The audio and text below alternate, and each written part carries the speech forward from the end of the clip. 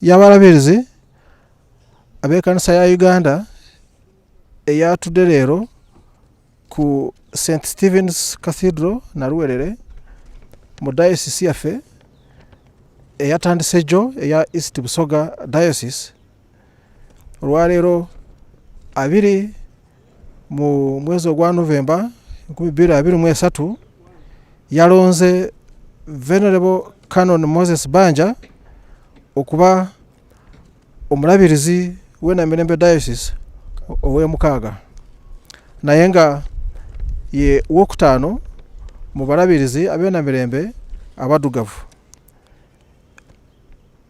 Ku lunaku lw'omwezi 10 nga mwezi gwa December 2023 ajja kutuuzibwa ku St. Paul's Cathedral Namirembe.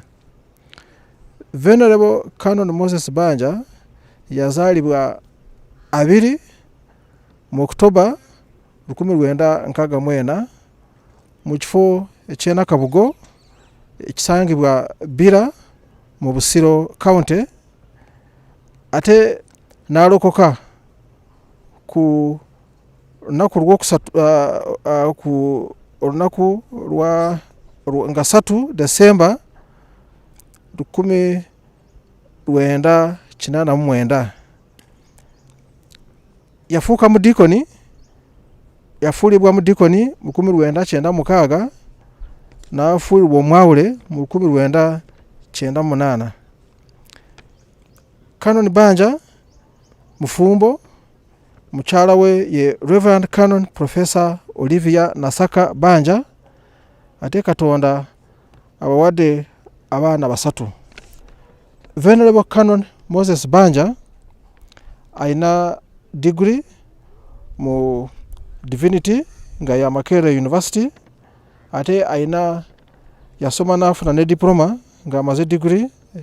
Yafuna diploma okuva e Makerere nga ya mu education ebyobuyigirize.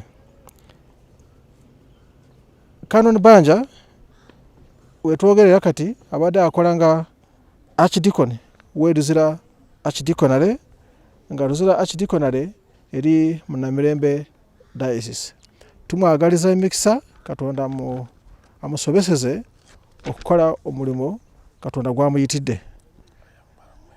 Nze bampita Balamuhebwa, akola nga Provincial Secretary wa Church of Uganda.